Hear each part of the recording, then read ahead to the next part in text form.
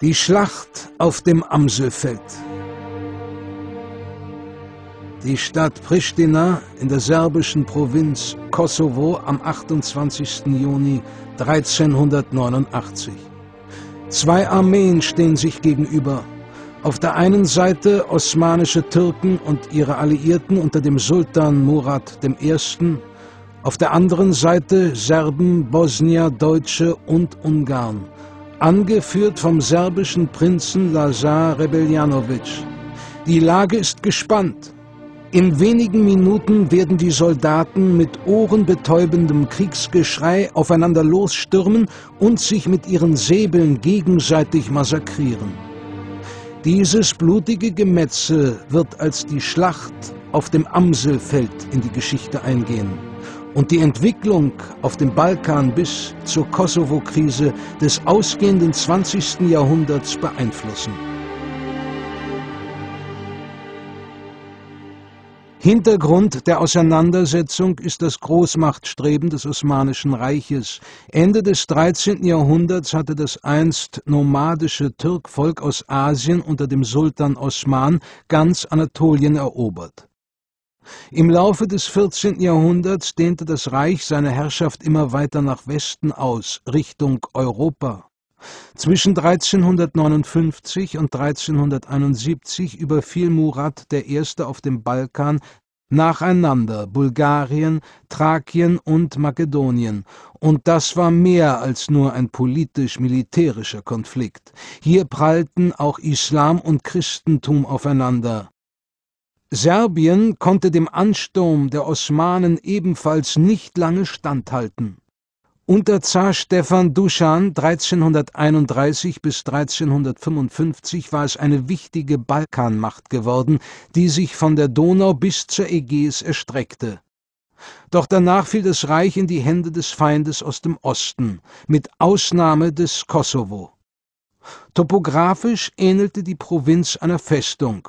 Hohe Bergketten versperrten den Weg in die weiten, fruchtbaren Täler, doch die Armee des Sultans Murad I. konnten sie nicht aufhalten. Bald standen die Truppen auf den engen Bergpässen und drangen von dort aus ins Landesinnere vor. Die Situation wurde immer kritischer. Der serbische Prinz Lazar stellte ein Heer zusammen, um sein Land gegen die Osmanen zu verteidigen.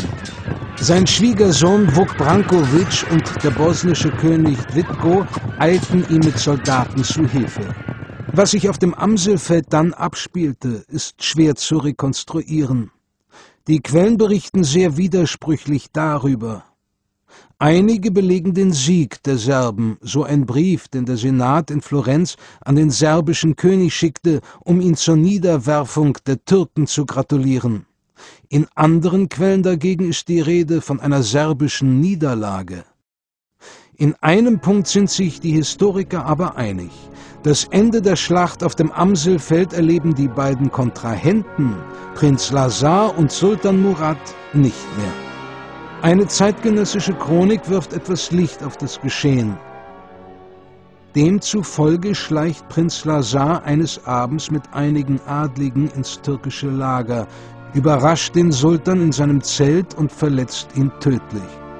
Doch die Türken entdecken ihn, nehmen ihn gefangen und richten ihn zusammen mit seinen Kameraden hin. Viele Legenden ranken sich um die Schlacht auf dem Amselfeld, verewigt in Gedichten und Schriften. Zum Beispiel die Geschichte vom Mädchen aus dem Kosovo, das auf dem Schlachtfeld die Verwundeten wusch und sie mit kühlem Wasser und goldrotem Wein wieder zu Kräften brachte. Oder die Darstellung der heldenhaften Taten von Milica, der Frau des gemarterten Prinzen Lazar. Die geschichtliche Wahrheit hinter diesen Legenden ist bis heute im Dunkeln geblieben. Sicher ist nur, ab 1459 gehörte Serbien zum Osmanischen Reich. Erst 1911 gewann es im Balkankrieg seine Freiheit zurück. Prinz Lazar wurde von der orthodoxen Kirche kurz nach seinem Tod heilig gesprochen und über die Jahrhunderte als serbischer Märtyrer verehrt. Das Amselfeld ist für die Serben bis heute ein Symbol nationaler Freiheit. Zur 600-Jahr-Feier der Schlacht versammelten sich 1989 mehr als 1 Million Serben auf dem Amselfeld.